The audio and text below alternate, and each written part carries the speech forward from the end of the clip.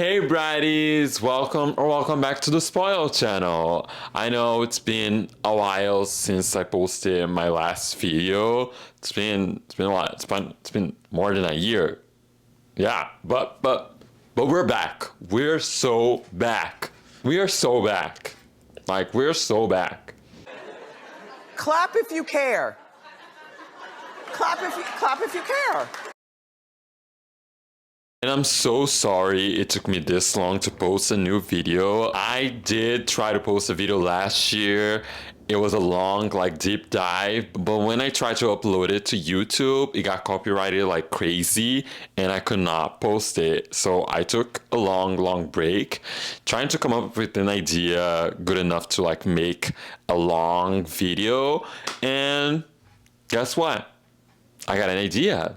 I got an excellent idea for a video. You probably know by the title of this video and the thumbnail. But anyway, let's get into it. Back in November 2025, Condé Nast, the media company that owns Vogue, announced that Teen Vogue would be joining Vogue.com. And with this merger, Teen Vogue will no longer have its own independent website. It will be just kind of like a tab within Vogue.com. So this probably means that Teen Vogue will lose its progressive identity. When this happens, I made a reel and a TikTok talking about it. And by the way, if you don't follow me on TikTok or Instagram, please do so.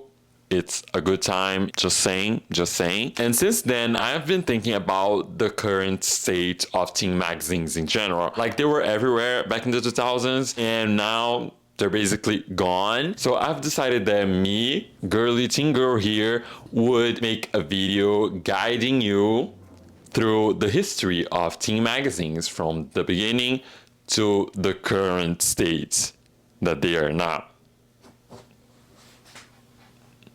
So grab your favorite teen magazine because we have a lot of pages to go through. Hello? Hi, I'm here for the slumber party. Do I know you? My name is, Girly Teen Girl. Uh-huh. The 1940s was a decade known for the growth of the teenage market, specifically in the United States. Although the word teenager wouldn't be part of the popular lexicon in the late 1930s and early 1940s, retailers had already been targeting this specific demographic for quite a while. Department stores had teen shops, and department stores for teenagers existed long before the term teenager was a thing. First published in September of 1944, 17 would be the first teen magazine ever and the remaining teen queen of all teen magazines. Even though there were magazines targeting girls and young women before 17, like Calling All Girls, American Girl, and Mademoiselle, 17 would become sort of like a bridge between the three of them. Calling All Girls was more aimed at tweens and preteen girls. American Girl leaned more towards Girl Scouts. And Mademoiselle was aimed at young women from the ages of 18 to 34 years old. Mademoiselle would be seen as sort of like the mother or big sister of 17 because of their similarities, but 17 would become like a magazine like no other, setting the standard to all teen magazines that would come in the future. The creator of 17 was Helen Valentine, who had previously worked at Condé Nast and was working at Mademoiselle when she was approached by Walter Annenberg, the owner of Triangle Publications, who wanted her to revamp his celebrity/movie magazine called Stardom into a fashion magazine. And movie magazines were losing readers and advertisers with the popularity of fashion and service magazines. For example, the magazine Glamour of Hollywood dropped Hollywood from its name and became the famous fashion magazine Glamour. However, Valentine rejected his offer of revamping his magazine and gave him the idea of creating a teen magazine instead. Valentine's idea to create a service magazine for teenage girls had been in development since her daughter was a teenager. Helen believed that it was important that the magazine treated its readers, teenagers, as human beings and help them navigate the world. In the book Fashion in Teenagers, A Cultural History of 17 magazine by Kelley Massoni, she quotes Helen Valentine's interview for Newsweek, telling about a moment where she thought about creating a magazine specifically for teenagers. Well, I've been thinking a lot about the young people in this country today, and one of the things that startled me was I saw a picture of a meeting at the UN, and it was a photograph taken before the doors opened, and there was this long line line of people outside, and 90% of them were very young. This is what started me thinking about the young people in this country. People have an idea that the only thing that they're interested in is their next date, but it isn't so. They're really thinking about very important things, and we ought to be thinking about them in those terms. The UN building wouldn't exist until 1945, and by then 17 was on its second anniversary. But anyway, still, Helen Valentine was thinking about creating a magazine that would not only be fashion conscious, but also thought-provoking and mainly serviceable for teenagers. So the magazine would have articles on how important it was to vote and give out information on how to make educated decisions as voters and citizens. Also in the book, Stell Ellis, 17's former promotion director, would explain how 17 saw teenagers, not just as consumers, but also citizens of tomorrow, of what their rights were and what their needs were. So we were doing articles that responded to their emotional needs as adolescents trying to separate themselves from their family at a time when they're growing up and maturing, but also who are they going to be and what must they know in the way of culture, government, legislation, the war, the Barton Oaks, all of that. The magazine was a success, selling around 400,000 copies with its first issue. In the editorial letter of the first issue of 17, Helen Valentine would write this: "As a magazine, we shall discuss all the things you consider important, with plenty of help from you, please. Writers about anything or everything. Say you agree with 17 or disagree violently. Say we're tops. Say we're terrible. Say anything you please, but say it." To promote the magazine to advertisers, Ellis would create the character Teena, a prototype of the teenage girl who read 17.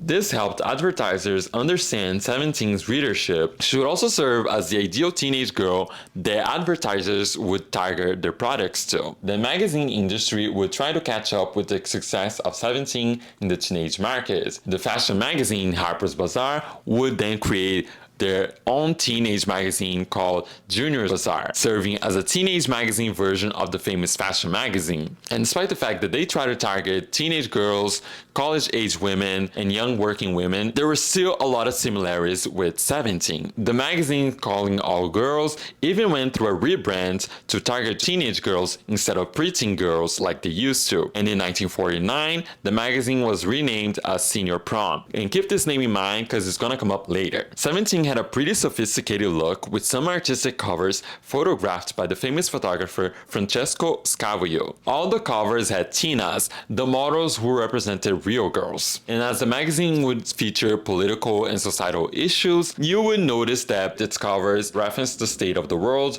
during the World War II. Some of the issues of the magazine would include a lot of progressive articles such as "Jobs have no gender," "If he could only cook," and "Daddy, may I borrow your tie?" This would change after the war had ended and Helen Valentine's departure from the magazine. Helen would leave the magazine due to constant disagreements with Walter Annenberg. One of them being the fact that Helen wanted to include black teenagers in the magazine, and Walter Annenberg, the racist, didn't want to. And black teenagers back then were sending letters to complain about the lack of diversity in the magazine. With the end of World War II, gender norms were being reinforced in society, so as men came back from the war, women were encouraged to leave the jobs that they had during the war and stay at home as housewives. And 17 liked that idea since their issues would now promote this ideology. The magazine moved from Valentine's original focus on service and citizenship towards themes of romance,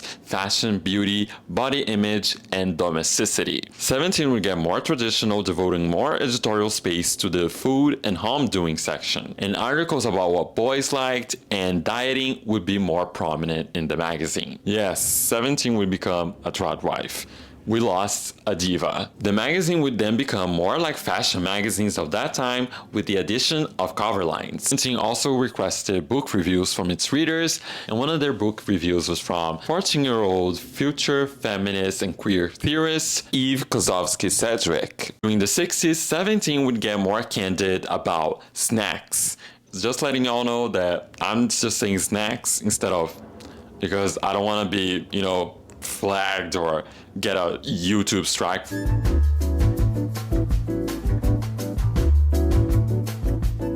So So 17 would have cover lines like, a doctor answers your questions on snacks and your emotions, and how much kissing is too much kissing. Towards the end of the 60s and during the 70s, 17 would begin to get more diverse, with black people and people of color being featured on their covers. The magazine would also address topics such as race, drugs, environmental issues, and even homosexuality. Huh? Are you homosexual? A what? A homosexual.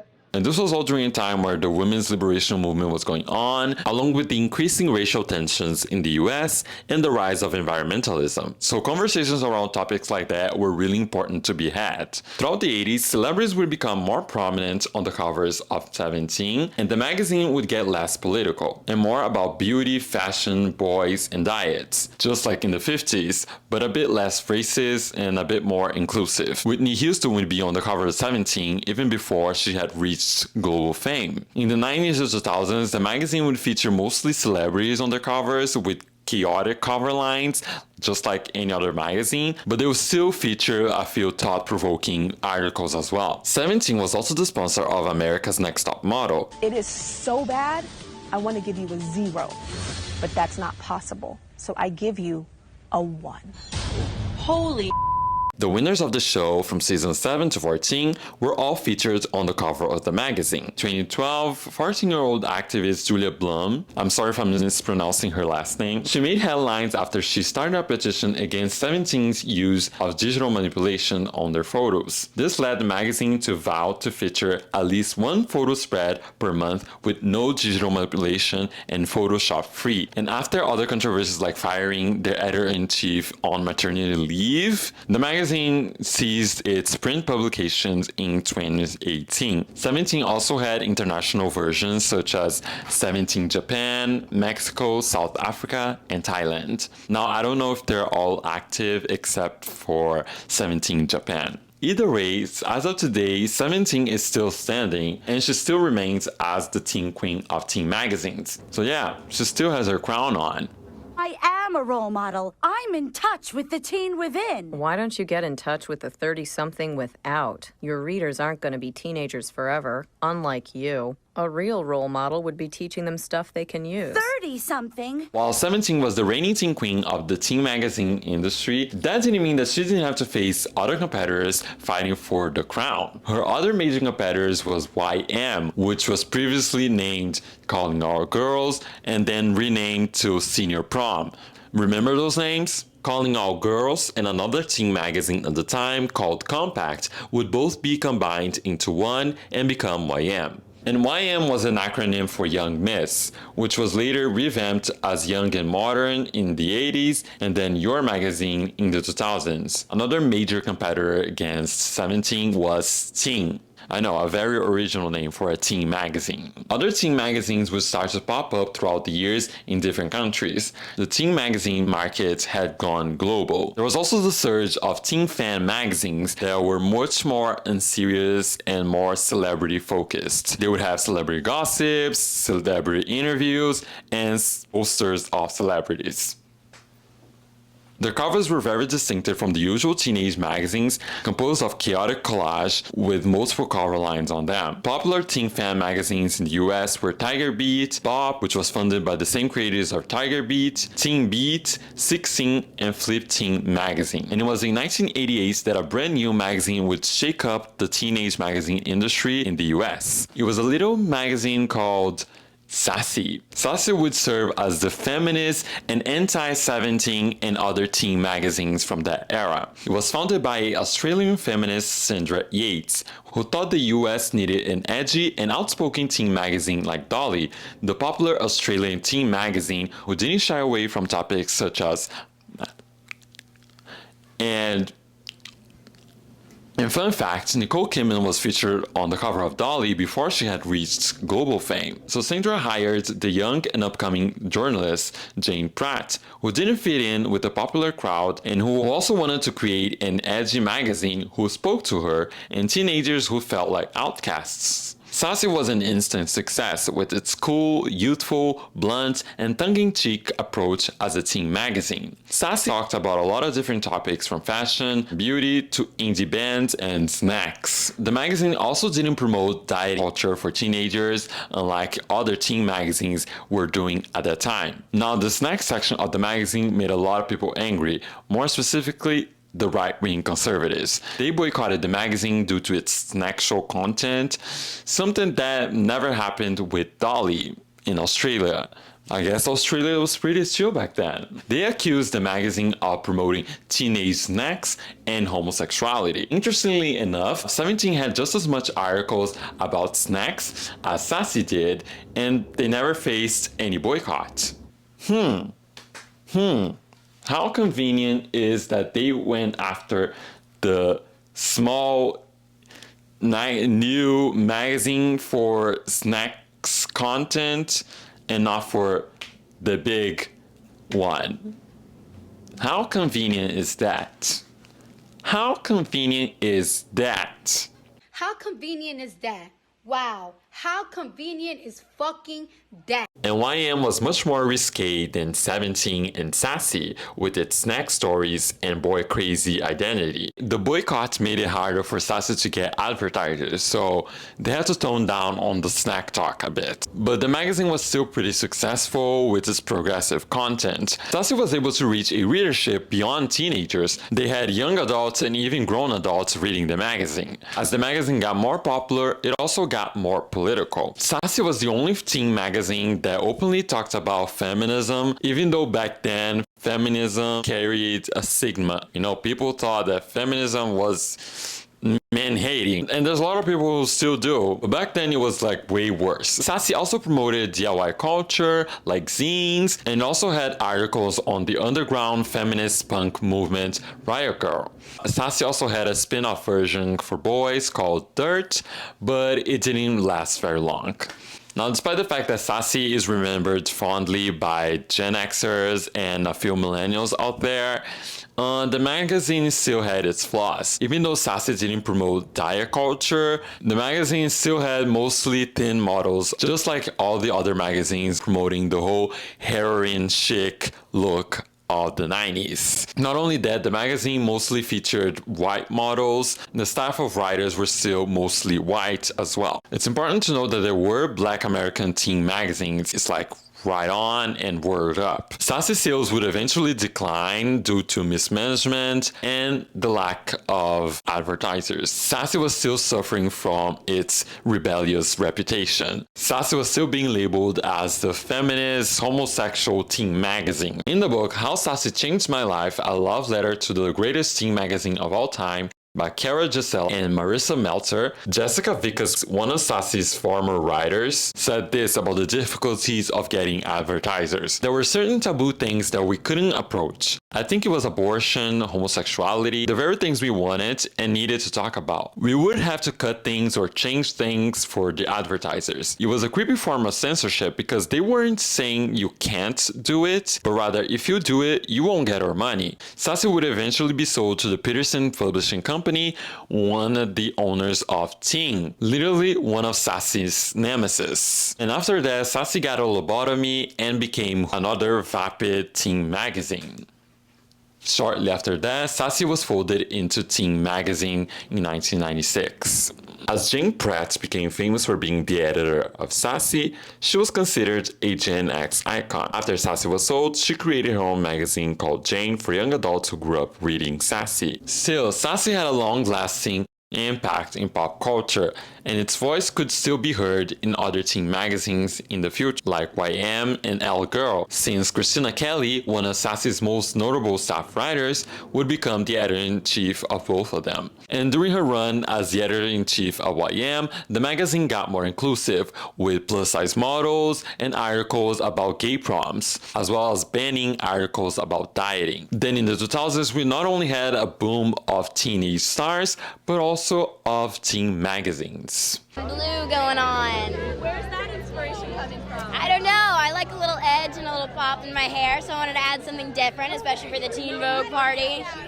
In the new millennium, the teenage market was bigger than ever. There were teen dramas, teen pop music, teen movies, teen sitcoms, and lots of teenage stars. It was the golden age for teen magazines like J14. And while I was doing research for this video, I found out that J14 stood for just for teens.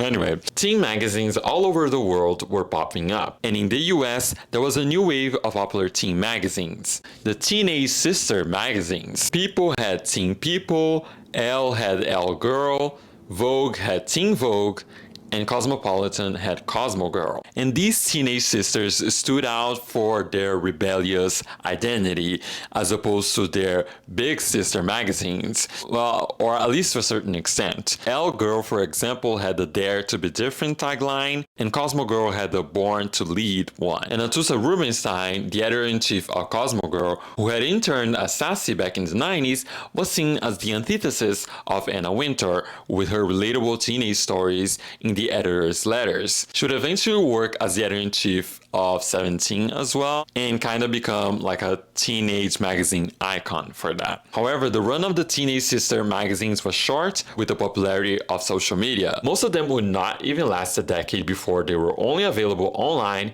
and eventually folded into their big sister magazines. Funny enough, the international versions of these sister magazines would last longer than the original ones in the US. For example, like Cosmo Girl Indonesia was still active until 2017, and the Dutch version of Cosmo Girl was still active until 2021. The only teenage sister magazines that was still up and running in the US and eventually would go through an impressive rebrand was Teen Vogue. Teen Vogue started off with 4 test issues until the magazine established itself as the official teenage spin-off of Vogue in 2003 with its first official issue. Teen Vogue was also published in a smaller format, 6 3/4 by 9 inches, categorized as digest size compared to other teen magazines. It was a typical apolitical teen magazine from the 2000s, talking about fashion, beauty, and interviews with celebrities. But its main focus overall was fashion, just like Vogue.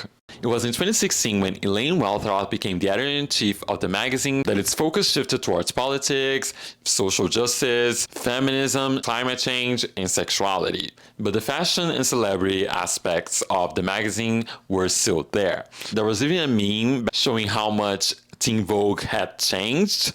Good for her. Just like a lot of other magazines in the end of the 2010s, Teen Vogue would stop its print publication in 2017, but its website was still quite popular. The most popular article at the time, criticizing the Trump administration, titled "Donald Trump is Gaslighting America," written by Lauren Duca, doubled the number of subscriptions to the magazine. Not only that, the online presence of Teen Vogue across social media platforms was also quite strong. And since then, they have covered serious topics such as immigration, trans rights, climate change, the G-side in Gaza. Well, at least that was the case until Vogue announced that Teen Vogue would be folded into Vogue's website. News articles reported that Versha Sharma would be stepping down as the editor-in-chief of Teen Vogue, while Chloe Mal, the head of editorial content at Vogue, will now be taking over. In the article announcing that Teen Vogue would be joining Vogue's website, they stated that the title will remain a distinct editorial property with its own identity and mission. Sitting under the Vogue umbrella will provide a more unified reader experience across titles. The union represented the staff at Teen Vogue, the News Guide of New York, and Conde United said that this merger has caused a lot of layoffs of employees, most of which are BIPOC women, trans, and queer, including its politics editor, consequently erasing Teen Vogue's political coverage.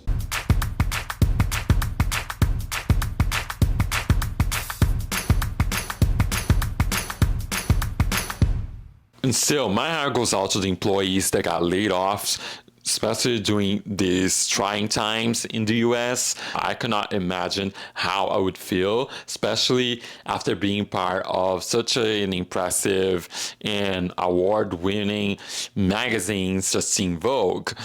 And being part of something special like that and then being let go after all the work you have done for it, It's absolutely devastating.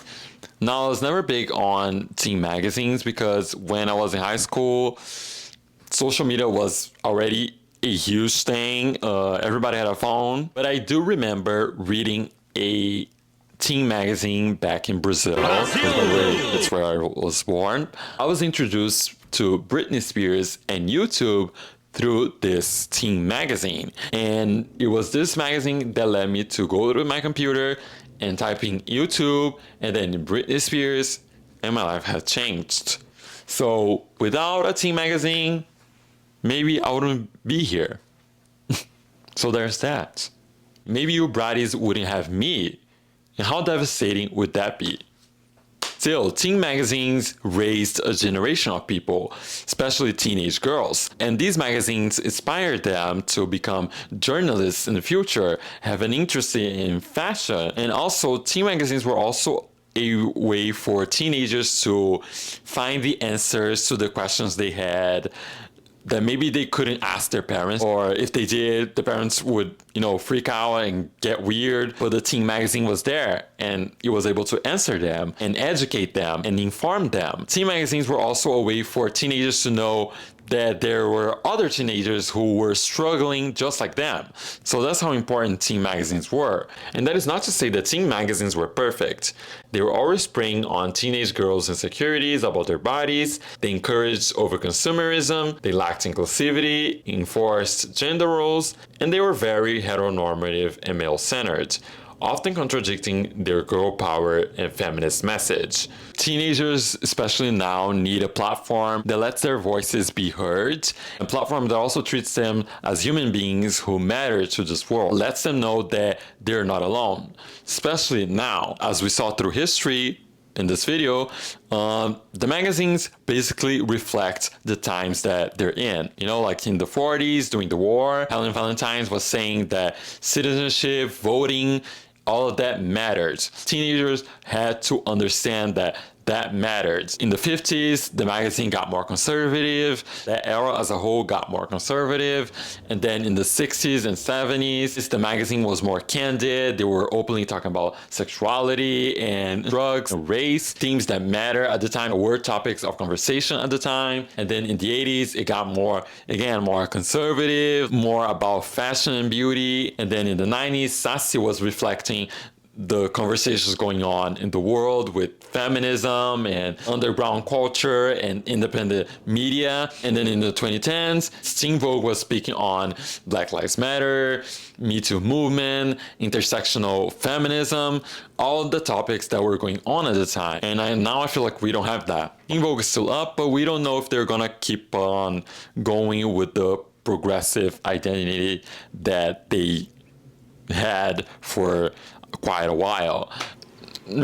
With all that's going on now, with all the content that teenagers are being exposed to, like the red pill content and the promotion of tradwife content, we need a magazine more than ever. We need a platform that speaks on the dangers of stuff like that more than ever.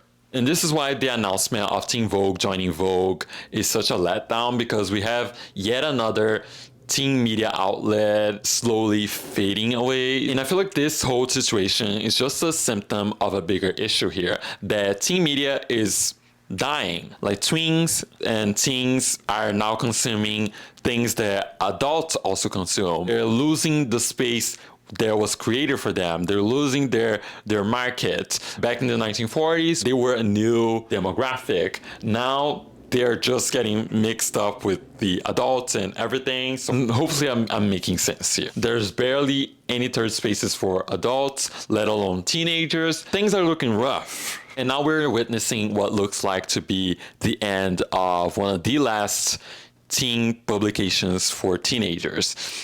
And you could argue that teenagers can easily Google anything nowadays, so there's no need for teen magazines. But with the current media literacy crisis, AI, and the spread of misinformation, I feel like teen magazines, whether they're physical or digital, can be much more trustworthy and valuable sources of information for teenagers than random AI responses. But I don't want to lose hope, but I want to end this video on a negative note. I do believe that we still can fight this. Like, there's going to be a resurgence magazines and independent media, like zines. People get on the zines. People, let's make some zines out there, and let's also encourage our teenagers in our lives, and however we can encourage them to, be aware of what's going on in the world and encourage them to speak up. I do hope that teenagers will be more vocal about the problems that they're facing and that they speak up.